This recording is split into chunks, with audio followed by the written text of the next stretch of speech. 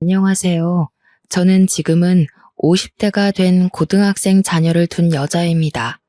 이리저리 사연들을 구경만 하다가 제가 직접 저의 이야기를 쓰려니 긴장되는군요. 제가 들려드릴 이야기는 누구에게나 있을 법한 일이고 과거 남아 선호 사상이 한참 만연했을 때의 이야기입니다. 제 이야기를 듣고 많이 공감해 주실 거라 믿고 사연을 올려봅니다. 혹시라도 분노가 치밀어 오른다고 해도 이미 다 지난 이야기이고 저도 제대로 복수를 했으니 끝까지 들어주시면 감사하겠습니다.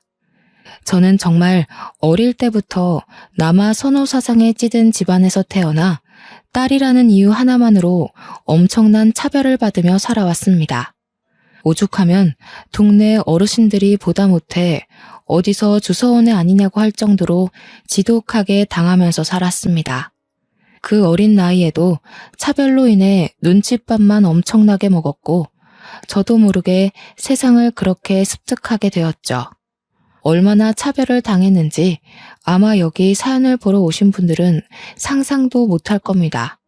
어머니는 저를 낳자마자 시댁에서 엄청난 멸시를 받았고 아들을 낳아오라는 성화에 못 이겨 몸조리도 제대로 못한 상태에서 제 남동생을 낳았습니다. 다행히 둘째가 아들인지라 어머니에 대한 대우 또한 달라졌다고 했습니다. 저를 낳고도 몸조리는커녕 아래가 아물지도 않은 상태에서 시댁 식구 뒷바라지를 해야 해서 하혈도 여러 번 했다고 그러셨었죠. 하지만 연년생인 아들을 낳고는 몸조리도 3개월간 극진하게 받고 그제서야 사람다운 대접을 받았다고 하셨었어요. 그러면서 저에게 늘 네가 고추를 달고 왔어야 내 인생이 더 폈을 텐데 하시면서 저를 못난 사람 취급을 하셨죠. 이름으로도 차별을 받았습니다. 저는 딸이라는 이유로 다음에 꼭 아들을 낳으라고 이름을 후남이라고 지었고 아들은 귀한 존재라고 귀남이라고 지었습니다. 제가 뭐 딸로 태어나고 싶어서 그랬겠습니까? 친할머니는 정말 엄청나게 차별을 하셨던 분이셨어요. 1살 차이밖에 나지 않는 7살 동생이 몸무게 25kg를 돌파할 때 초등학교에 입학한 저는 고작 16kg밖에 되지 않았습니다. 먹는 걸로 엄청나게 차별하셨거든요. 항상 뜨끈한 고기 반찬을 동생에게는 올려주시고 혹여라도 제가 한 개 집어먹을까 싶어 제 밥그릇은 나물 반찬, 김치 반찬 앞에다가만 두셨었죠. 같이 밥이라도 먹는 날에는 갈비뼈라도 한 개 얻어 양념이라도 쪽쪽 빨아먹을 수 있었습니다만 보통은 제법은 나중에 식구들이 식사를 마친 다음에야 주셨습니다. 저에게는 식구들이 도란도란 밥을 먹는 시간에 청소를 해라, 네 속옷을 빨아라 하며 일을 시키셨어요. 그때가 고작 제 나이 8살 때입니다. 저는 초중고 내내 자라면서 제 옷을 단 한 번도 사본 적이 없었습니다. 아니, 사주신 적이 없다고 해야 정답일까요? 사촌들이 안 입는 옷을 물려받거나 정 옷이 없으면 동네에 있는 헌옷 수거함 있죠? 거기서 제 사이즈에 맞는 옷을 찾아와서 빨아 입으라고 하셨습니다. 남동생은 그 어릴 때부터 스포츠 브랜드부터 시작해서 중상위급 브랜드 옷을 턱턱 사주셨죠. 저는 5일장에서나 살 수 있을 법한 고무 운동화를 신고 다니는 동안 동생은 나이키며 아디다스며 각종 브랜드 신발 신상이 나오면 막 사주셨고요. 오죽하면 제 동생이 저한테 누나라고 불러본 적이 없었습니다. 당연했죠. 가족 어르신들이 그렇게나 차별하는데 동생이 제가 누나로 보였을까요? 그냥 말 못하고 시키는 대로 하는 몸종 같아 보였겠죠. 이거 해라 저거 해라 동생의 깐깐함도 제가 다 뒤집었어야만 했습니다. 자칫하다가 동생을 울리는 날이라도 오면 정말 쌀이대로 맷타작을 받아야만 했습니다. 밥만 축내는 망할년. 고추도 없이 태어나서는 뭘 저렇게 처먹기는 잘 처먹는지. 저는 말라붙은 찬밥 덩어리에 김치를 먹으면서도 저런 소리를 들어야 했습니다. 동생과 할머니 손을 붙잡고 슈퍼라도 가는 날에는 너무나도 곤욕스러웠습니다. 맛 좋아 보이는 빵과 과일, 과자들이 즐비한데 제가 살 수 있는 물건은 단 한 개도 없었으니까 말입니다. 동생은 비싼 바나나를 턱턱 담고 과자들을 한아름 담아 할머니 방에 숨겨두고 거기서 몰래 하나씩 까먹었죠. 저에게 단 한 개의 과자도 빼앗기지 않기 위해 그런 짓을 했었습니다. 저희 부모님도 똑같은 사람이었습니다. 아버지란 사람은 제게 아예 관심이 없었고 어머니란 사람은 저를 챙겼다간 자기도 매타작 받을 게 뻔하다면서 저를 멀리했죠. 어느 날은 깡마르고 볼품없이 해진 옷을 입고 다니는 제가 불쌍했는지 슈퍼집 할머니가 저만 몰래 부르시더라고요. 아가야, 우째 이리 불쌍하게 사노. 이거 내 몰래 줄 테니께는 들키지 말고 혼자 무라. 알았지? 슈퍼집 할머니는 제게 비싼 과자를 하나 손에 쥐어주셨어요. 그게 저에게 처음으로 베풀어진 친절이었다고 하시면 믿으시겠어요? 동네 사람들은 한마음 한뜻으로 제가 주서원에 갔다면서 저를 불쌍히 여기고 몰래 도움을 주시곤 했죠. 과자를 하나 받아온 저는 방에서 몰래 과자를 뜯어먹다가 동생에게 걸렸죠. 슈퍼집 할머니가 아무에게도 들키지 말고 혼자 먹으라고 했기 때문에 나눠 먹자는 동생에게 절대로 나눠줄 수 없다고 했고 잔뜩 성이 난 동생이 울면서 할머니에게 달려가 고자질을 했어요. 할머니는 성큼성큼 큰 발로 쫓아와 저를 혼내셨죠. 야, 이 도둑년아. 내가 너그 동생 먹으라고 사다 놓은 과자를 몰래 훔쳐간 것도 모자라서 동생이 나눠 먹자는데 그걸 안 주고 앉았나? 도둑년 아니에요. 슈퍼집 할머니가 저 먹으라고 주신 거예요. 그 짠순이 할매가 퍽이나 네 먹으라고 줬겠다. 지들 집 손주한테도 돈 내고 사 먹으라 하는 할매인데 네가 뭐 이쁘다고 니한테 그걸 주니? 진짜예요. 이거 아무도 주지 말고 저 혼자 먹으라고 줬단 말이에요. 엄마가 거짓말 치면 혼난다고 했지? 엄마는 동생과 할머니 편에 서서 오히려 나서서 저를 혼내셨죠. 그렇게 등짝을 얻어맞고 비싼 과자는 2개밖에 먹질 못하고 동생에게 빼앗겼습니다.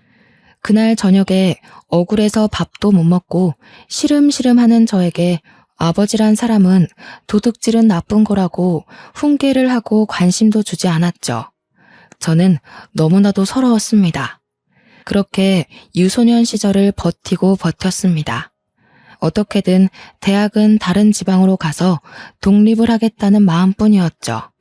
그래도 공부는 꽤나 했기 때문에 서울에 있는 기숙사 학교도 노려볼 만하다고 생각했습니다. 하지만 그런 제 마음은 산산조각이 났죠. 수능을 치르고 온 날 예상외로 더 좋은 성적이 나와 원서를 쓰게 된 돈을 좀 보태달라고 부모님께 말씀드리니 기가 차다는 듯이 콧방귀를 끼셨습니다. 얘가 무슨 헛바람이 들어서 대학을 가겠다고 하는 거야? 니는 네 동생이 대학 갈 거 보고 뒷바라지할 준비를 해야지. 어디 지지배가 대학을 가서 공부를 하겠다고 돈을 달라 할 수가 있어? 네 원서 쓸 돈도 없으면서 어떻게 등록금 내고 생활비 쓰고 하려고. 저는 말문이 턱 막혔습니다. 대학을 가겠다는 생각 자체가 틀려먹은 거라면서 저에게 동네 근교 외진 고속도로 길 앞에 있는 공장에 취직을 하라고 하더군요. 거기는 늘 사람이 부족하다고 했다면서 여태까지 먹여주고 입혀주고 했으니 그 돈을 갚아야 하지 않겠느냐 했습니다. 너무 서운해하지 말거라. 자고로 아들이 기둥이고 아들이 우리 집안을 일으킬 운명이니까는 너는 그 뒷바라지 잘만 하면 된다. 네 동생이 잘 되고 나서 설마 네 모른 척 하겠나? 그리고 어차피 네 동생이 우리도 모시고 살고 할 낀데 당연히 동생이 잘 돼야 가정이 평안한 기라. 저는 그렇게 매일 아침 셔틀버스를 타고 공장으로 출퇴근을 해야 했습니다. 동창들은 대학에 가기도 했고 재수를 하기도 했고 담임 선생님은 저의 성적을 보시고는 대학 진학을 포기한 것을 너무나도 아쉬워하셨습니다. 저는 그날 담임 선생님을 붙잡고 엉엉 울어버리고 말았죠. 집안에서 차별을 받는 것도 서러운데 성적이 잘 나와도 배우고 싶은 공부를 더 못한다는 서름은 정말 감출 수 없었습니다. 담임 선생님 또한 미리 알았으면 어떻게든 대학에 보내려고 했을 텐데 미안하다고 제 손을 꼭 잡아주시더라고요. 가족들을 제외한 타인의 뜨뜻함이 정말 너무 벅차게 슬프더라고요. 저는 매일같이 공장에 다니면서 그 당시에 고작 80만 원을 벌었습니다. 요즘처럼 근로시간이 정해져 있지도 않고 최저임금이라는 것 자체가 없었기 때문에 80만 원이라는 돈도 크게 느껴졌죠. 첫 월급을 받자마자 당연하다는 듯 엄마가 돈을 내놓으라고 하더라고요. 저는 월급이 60만 원이라고 속였습니다. 옆집 순이는 80만 원인가 90만 원인가 받는다던데 너는 왜 60만 원이고? 나는 이제 막 들어갔고 아직 고등학교도 졸업 못했다고 월급 많이 못 준대요. 어머나 이 사기꾼들 2월이면 졸업하는데 아직 해 안 바뀌었다고 졸업 안 했다고 돈을 덜 주나? 이리 가지고 와봐. 저는 그렇게 20만 원이라도 몰래 모을 수 있다는 것에 감사했습니다. 공장에서 일하는 동안 6개월마다 꼬박꼬박 월급을 올려주었지만 저는 계속해서 집에다가 월급이 60만 원이라고 속였어요. 제가 공장에서 일하는 4년 동안 제 남동생은 삼수를 했습니다. 어찌나 돌대가리인지 공부에는 전혀 소질이 없음을 저는 진즉 알아봤지만 그래도 사내가 대학은 나와야 한다면서 밑 빠진 독에 물 붓기 마냥 공부를 시키더군요. 밤마다 술에 취해서 오토바이나 타고 사고나 일으키는 문제아한테 무슨 기대감이 있는 건지 모르겠지만 저 묵묵히 공장에서 제 할 일만 했습니다. 그래도 집에다가 꼬박꼬박 60만 원씩 가져다 주니 월급날에는 고기 반찬도 내어주고 하더라고요. 물론 제 입에 들어가는 고기를 빤히 보는 둥 저희 친할머니는 그것조차 아까워하셨지만요. 저는 몰래 만들어둔 통장의 잔고를 확인하면서 행복해했습니다. 매달 20만 원씩 모았던 돈이 월급이 오르면서 저금하는 돈이 점점 많아졌죠. 그 와중에 삼수하던 동생이 지방에 있는 전문대에 추가 합격으로 입학을 하게 되었다는 소식을 들었습니다. 등록금만 내면 들어갈 수 있을 법한 그런 학교였음에도 대학에 드디어 합격했다면서 가족들은 잔치가 열렸죠. 우리 귀남이가 대학을 저쪽 지방으로 가게 돼서 이제 집을 나가 살아야 하는데 후남이 니 모은 돈 좀 있다며? 제가 돈이 어딨어요. 월급 다 엄마 드리고 있는데. 뭐라는 거야 정말. 네 은행 가서 물어보니까는 매달 붓고 있는 적금 통장 있다 하던데. 내가 그거 금액도 다 확인하고 왔으니 얻는 통장 내놔라. 은행 가서 확인을 해봤다고요? 그래. 네 그거 벌써 2천만 원 넘게 모았던데. 딱 우리 귀남이 자취방 구할 돈으로 적당하더라 얘. 빨리 돈 내놔. 저는 그렇게 아무런 힘도 못 써보고 모아둔 적금까지 들켜 빼앗기고 말았습니다. 제 돈을 가져가면서도 친할머니는 제게 쌍욕을 퍼부었죠. 더러운 년이 뒷공무니로 돈을 숨기고 있었어. 은혜도 모르는 년. 지 동생 위에 써주는 걸 감사하게 생각해야지. 어디 돈을 들고 튀려고 저 망할 년. 아주 사고나 크게 한번 나서 뒤져버려도 시원치 않을 년. 저는 정말 서러워서 목이 턱 막혔습니다. 바보같이 악이라도 한번 써봤어야 했는데 그러지도 못하고 방에서 다음날 출근 준비를 해야만 했죠. 동생은 제게 놀리듯이 잘 쓸게 한마디 하고는 집을 구하러 다녀야겠다고 방은 원룸보단 투룸이 좋겠다고 신나서 떠들고 있었습니다. 저는 다음날 퉁퉁 부은 눈으로 출근을 했고 평소 친하게 지내던 언니에게 이 모든 이야기를 털어놓았습니다. 언니는 제게 아주 잠깐 고민을 하더니 집을 탈출하고 싶으냐고 영영 인연을 끊고 살고 싶으냐고 묻더라고요. 그러면 후남이 너 내가 서울에 있는 좋은 일자리가 하나 있는데 거기 소개시켜줄까? 서울이요? 제가 갈 수 있을까요? 응, 거기 지금 대규모로 채용하고 있어서 아마 네 경력이면 붙고도 남을 거야. 대기업 공장이라서 일은 지금이랑 비슷한데 복지도 훨씬 좋고 월급도 2배 이상일걸? 숙식도 제공되니까 집 구할 필요도 없어. 그럼 언니가 가야지 왜 저한테 소개를 시켜줘요? 언니는 남자친구 때문에 이 동네에서 벗어나기 힘든 거 알잖아. 우리 곧 결혼할지도 모르고.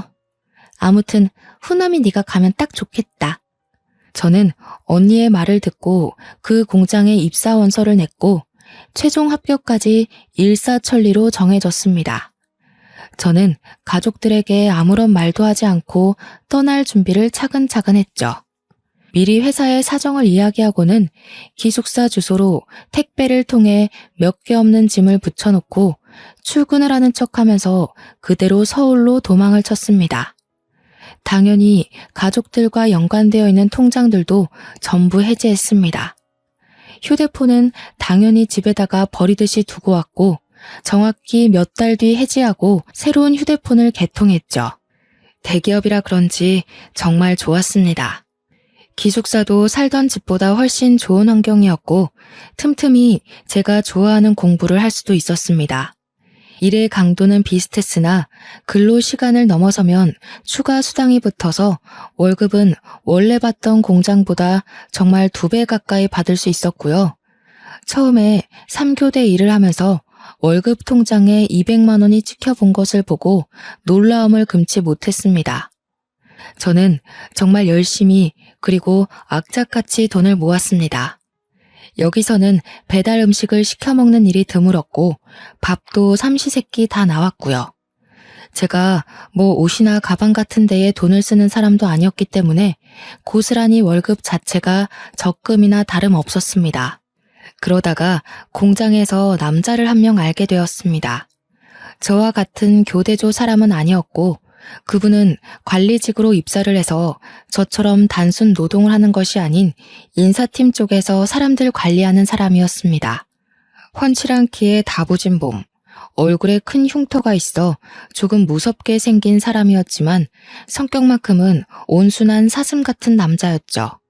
알고 보니 남자는 꽤 유명했던 태권도 선수였더라고요.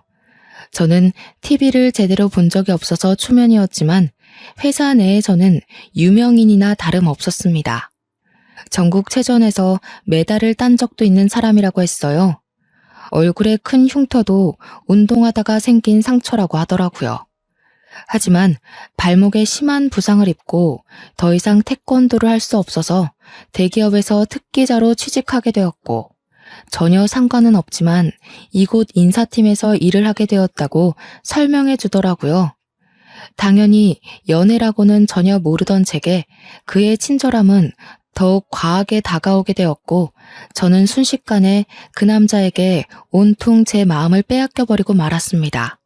그 사람 또한 저의 가정사를 듣고 나서 같이 아파하면서 저의 마음을 다독여 주었죠.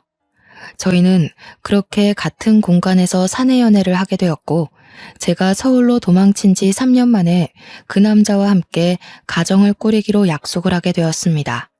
그의 집으로 인사를 드리러 간 날 저는 그 어느 때보다 더 긴장하고 두려움이 앞섰습니다. 저의 가정사를 대충 이야기는 드렸다고 했지만 솔직히 제가 부모라면 저 같은 애는 며느리로 받아들이고 싶지 않을 것 같았거든요. 하지만 제 예상은 아주 산산조각이 났습니다. 제가 시댁에 발을 들이자마자 너무나도 잘 왔다면서 저를 반겨주는 시부모님 때문에 저는 제 의도와 전혀 상관없이 눈물을 펑펑 쏟고 말았거든요. 아가, 그동안 너무나도 고생 많았다.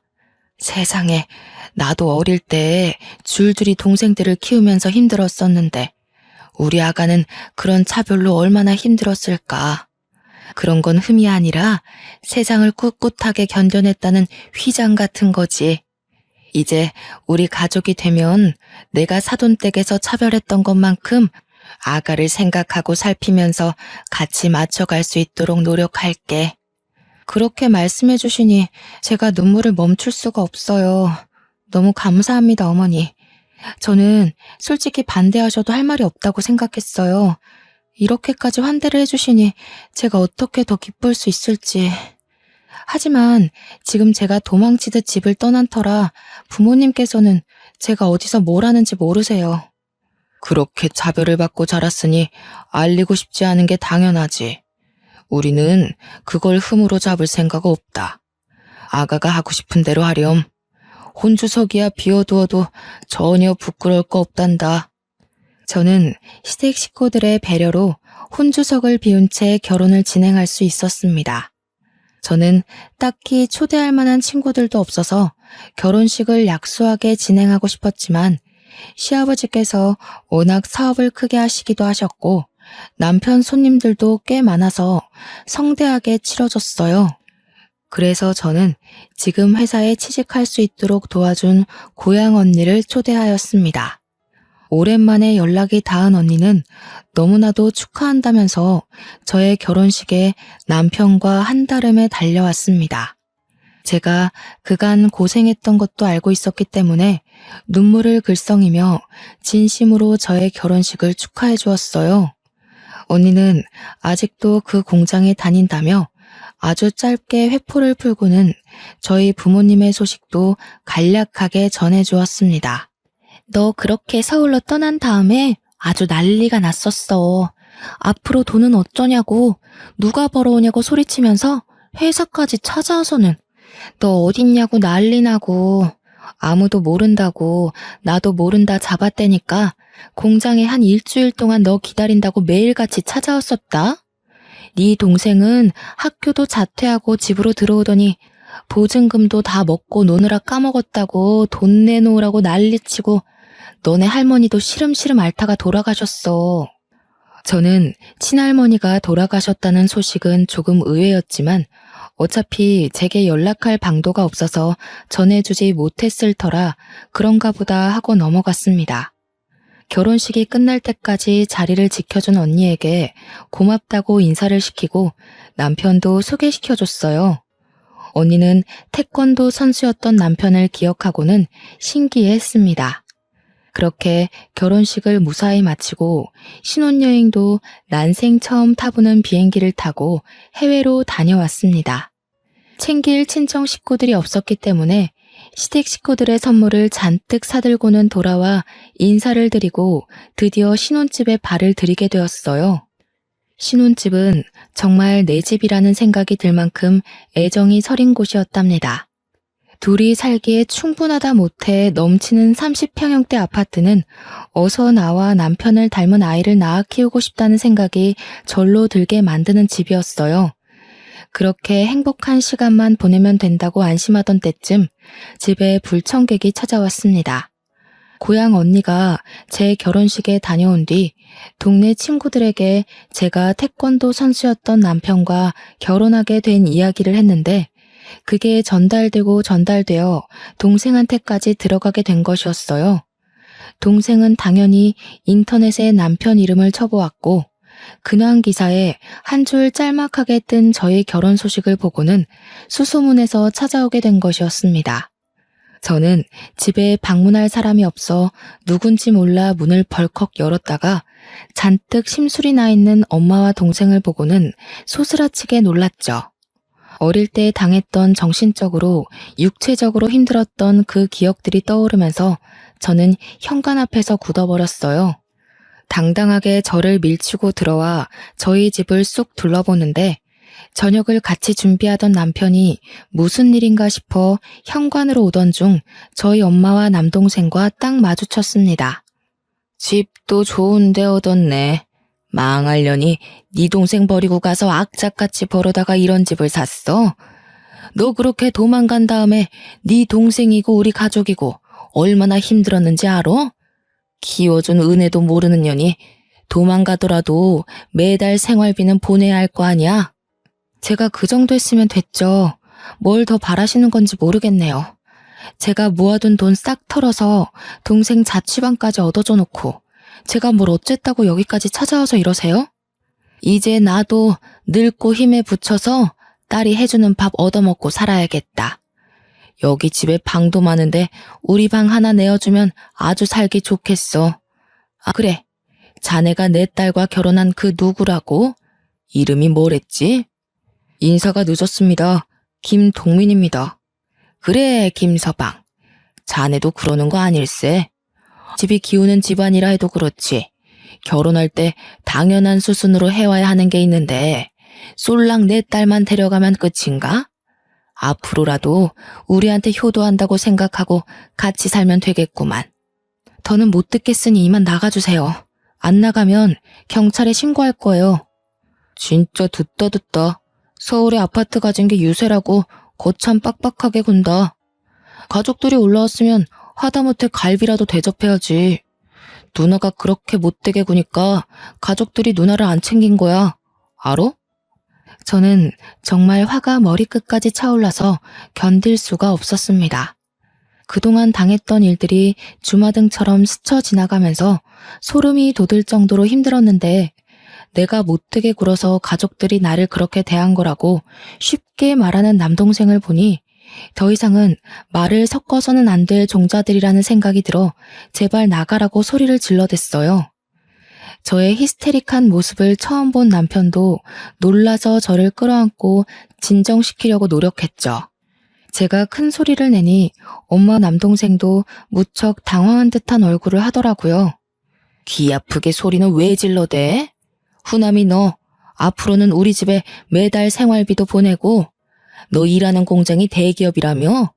거기에 네 동생 자리도 하나 만들어서 꽂아주면 되겠다. 안 그래도 우리 기남이가 제대로 직장 생활도 못하고 지금까지 놀고 먹고 있는데 이제는 슬슬 독립할 준비도 해야지. 제 나이가 벌써 28살인데 동생은 27살을 먹도록 일 한 번 하지도 않고 집에서 놀고 먹었다는 게 정말 어이가 없었습니다. 적어도 전문대조차 졸업도 못했으면 어디서 기술이라도 배워서 노동이라도 해야 하는 것 아니겠습니까? 아직까지도 부모 품에 쌓여서 제 앞길 하나 제대로 못 보는 동생이 너무나도 한심하게 느껴졌습니다. 근데 김서방 얼굴에 그 흉터는 패싸움이라도 하다가 생긴 건가? 우리 귀남이 이야기 들어보니까 힘 좀 쓰던 사람이라고 하던데 운동을 열심히 한 게 아니라 어디 양아치 무리들이랑 노느라 힘쓴 거 아닌가 싶네. 남편은 정말 황당하다는 얼굴을 했지만 그래도 딴에는 제 엄마라고 제 가족이라고 앞에선 대놓고 아무 말도 못하더라고요. 저는 더 이상 감정을 소모하고 싶지 않아 이만 돌아가시라고 등을 떠밀었습니다. 내가 이 집 시세 찾아보니까 강남이라고 20억 원 하더라. 그니까 이 집 팔아서 우리 반 떼주고 누나 살고 그래도 되겠네. 나가는 뒤통수를 한 대 치고 싶었지만 저는 아무 말도 하지 않고 그 둘을 내쫓은 뒤 문에 걸쇠까지 걸어 잠궜습니다. 남편에게 너무나도 미안한 마음이 들어서 눈물이 쏟아질 것만 같았어요. 그런 제 마음을 누구보다 잘 아는 남편이 저를 꼭 안아주면서 다독여줬습니다. 고생 많았겠다. 너무 힘들었겠다 하면서 저를 토닥여주는 손길에 눈물을 펑펑 쏟아냈습니다. 당연히 이 이야기는 시댁에도 흘러가게 되었고 시부모님은 저보다 더 분노하셔서 다음에는 꼭 경찰을 부르라고 하셨습니다. 하지만 그 행복도 정말 잠시였습니다. 집 현관문 앞에서 주구장창 저를 기다리고 있는 거머리 같은 가족들의 얼굴을 보면 고된 일을 끝내고 집으로 돌아가는 가벼운 발걸음이 갑자기 무거워지곤 했습니다. 제게 당당히 저녁밥을 내놓으라고 요구하는 그 뻔뻔함에 치가 떨렸고 저는 첫날 이후로 절대 집에 발을 들이지 못하게 온몸으로 막아섰습니다. 결국 엄마는 제게 바라던 것이 있었는지 이야기 좀 하자고 저를 붙잡더군요. 이 아빠가 이제 늙어서 돈도 못 벌어오고 귀남이는 아직 할 줄 아는 게 없어서 취직도 안 되니까 우리 귀한 아들 쫄쫄 굶어 죽을 수는 없으니 뭐라도 배워야 먹고 살 텐데 말이야. 그러니까 네가 누나로서 좀 도와주고 해야 되지 않겠니? 그래서요? 저희 회사는 제가 취직시켜주세요 한다고 취직할 수 있는 회사가 아니에요. 당연히 저도 면접을 보고 들어온 거고 귀남이도 취직하려면 취업 준비를 해야죠. 무작정 이럴 게 아니라요. 그래, 그 취직 준비. 그거 하려니까 돈이 좀 필요하다. 돈 좀 다오. 저는 취업 준비를 하는데 무슨 돈이 필요한지는 모르겠지만 매일같이 찾아오는 스트레스를 겪는 것보다 차라리 돈을 쥐어주는 게 편할 것 같았습니다. 저도 결혼하느라 돈 다 써서 돈 없어요.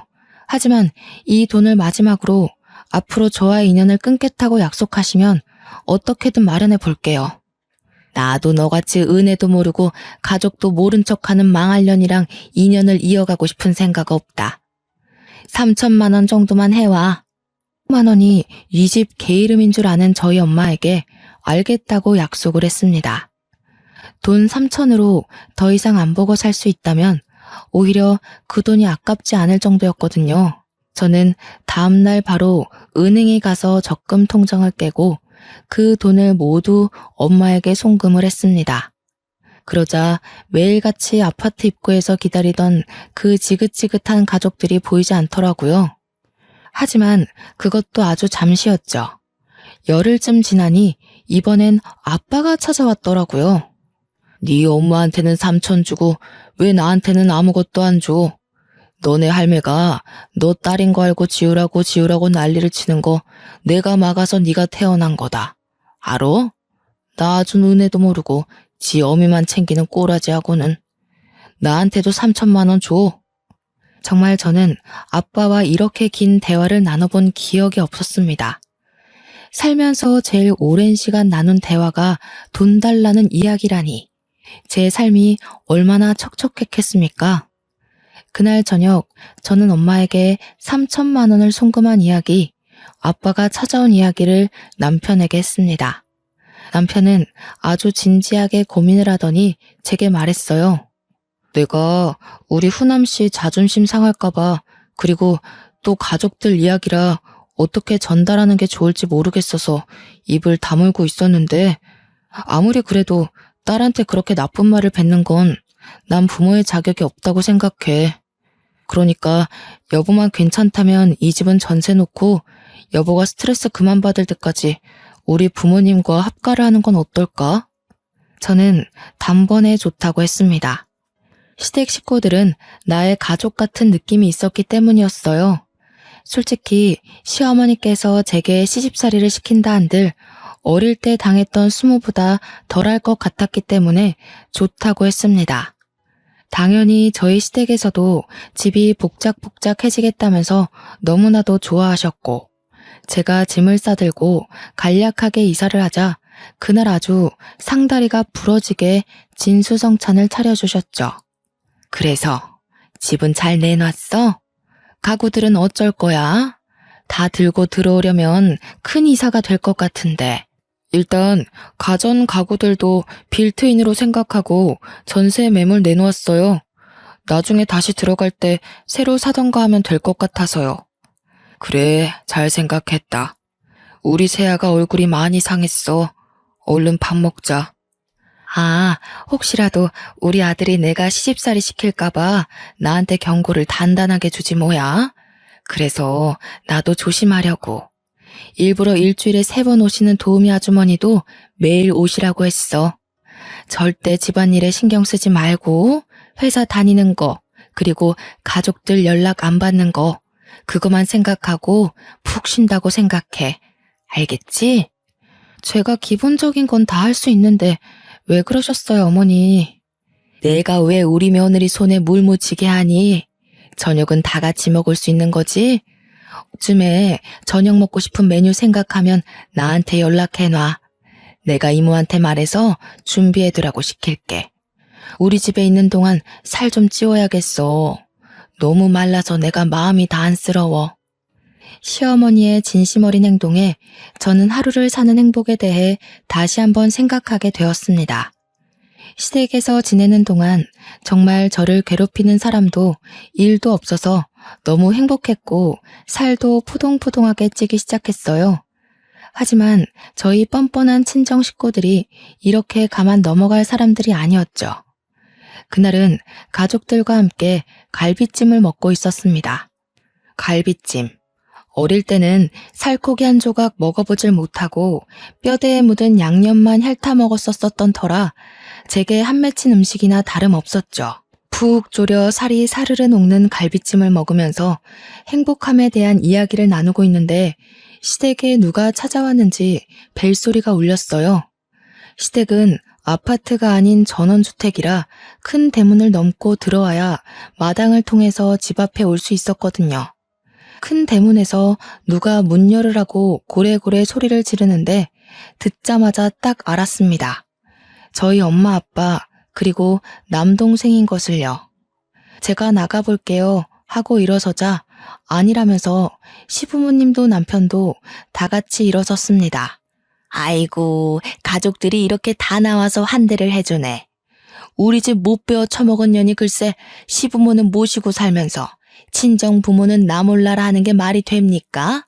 못 배워쳐. 아니, 어떻게 딸에게 그런 식으로 말을 할 수 있어요? 처음 뵙는 사돈댁이지만 정말 듣던 대로 너무 하시네요. 그러면 지는 시부모랑 이런 좋은 집에서 호화스럽게 살면서 지 낳아주고 길러준 애미애비는 단칸방에 넣어두는 게 맞습니까? 거기다가 지가 책임져야 할 남동생은 어쩌고요? 듣자 하니까 너무하시네요. 처남을 왜 우리 후남씨가 챙겨야 합니까? 자기 몫은 자기가 알아서 챙기고 사는 거죠. 옛날엔 다 그랬어. 우리 귀한 아들 키우려고 딸 낳은 거지. 내가 저거 고추만 달고 나왔어도 이런 인생을 안 사는 건데.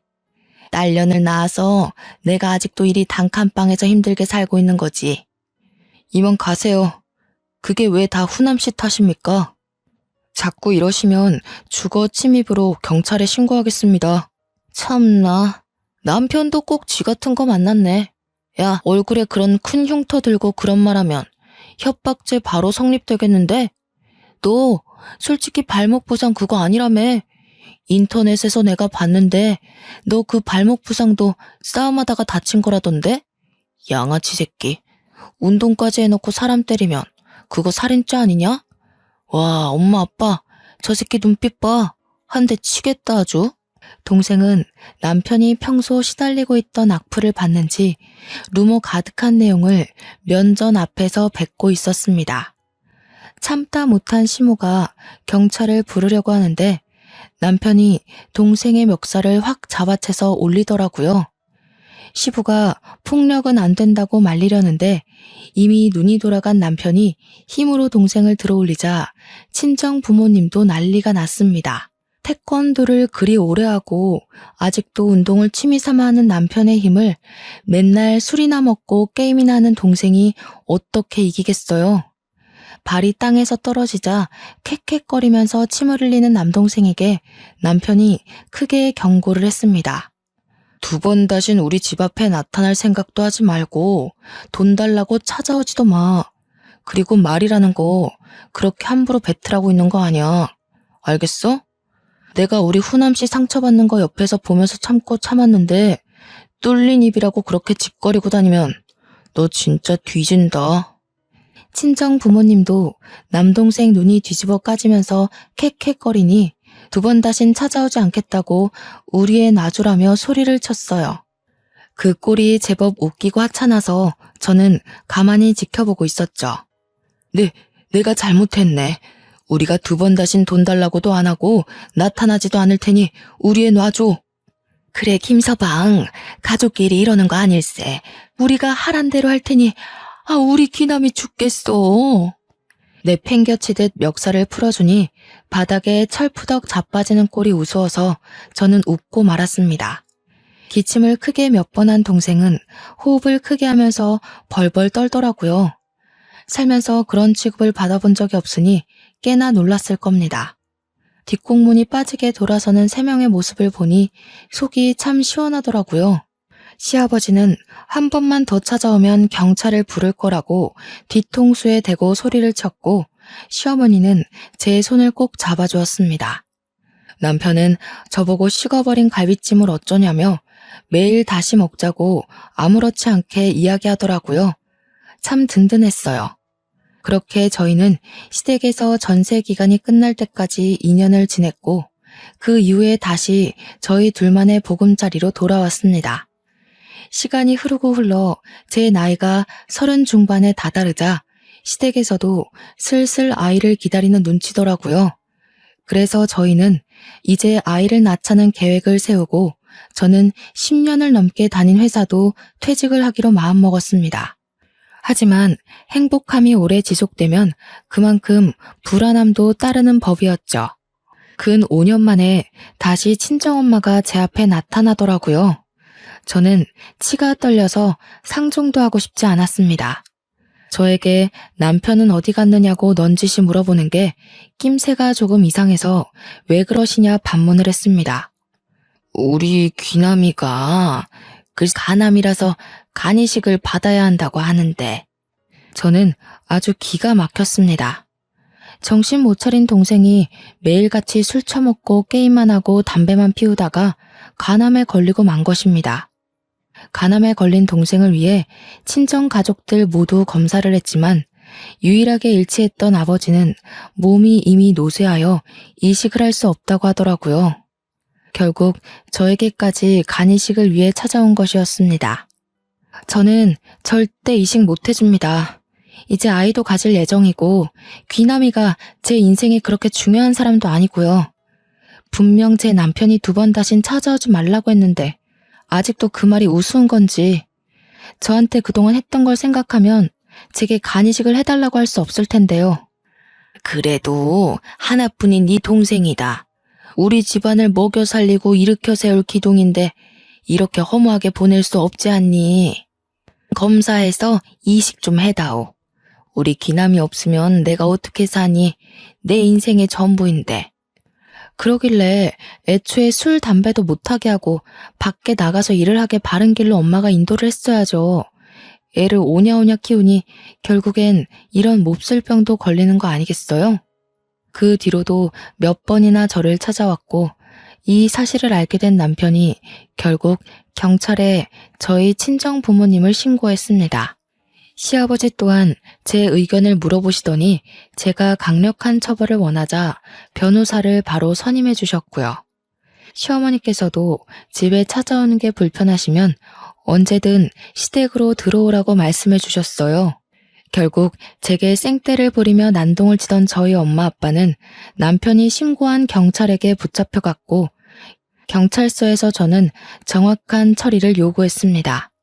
결국 소송까지는 가지 못했지만 유능한 변호사님 덕분에 접근금지 신청은 가능했어요.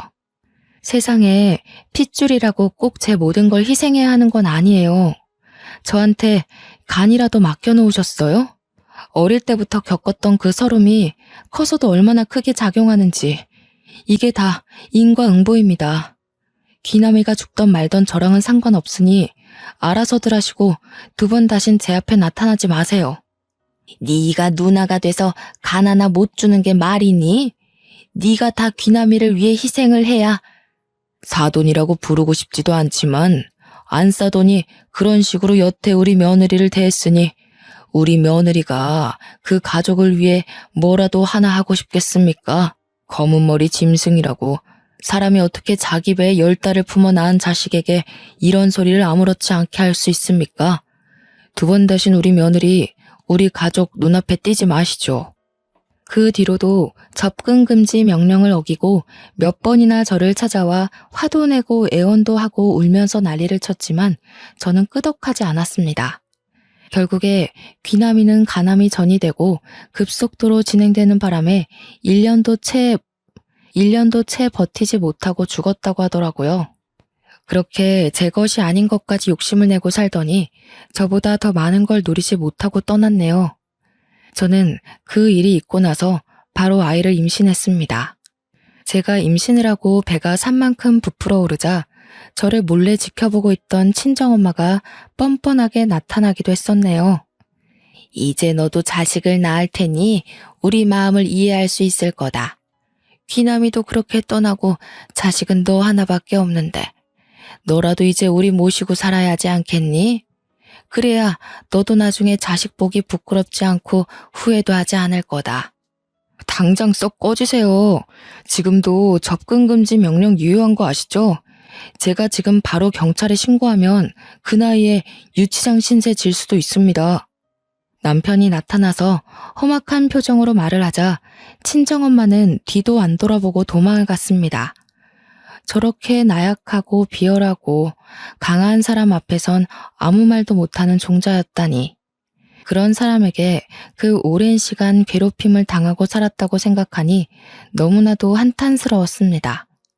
하지만 그런 친정 부모를 대신하여 한결같이 저를 사랑해주고 아껴주는 남편과 시댁 식구들이 있어서 저는 더할 나위 없이 행복했어요.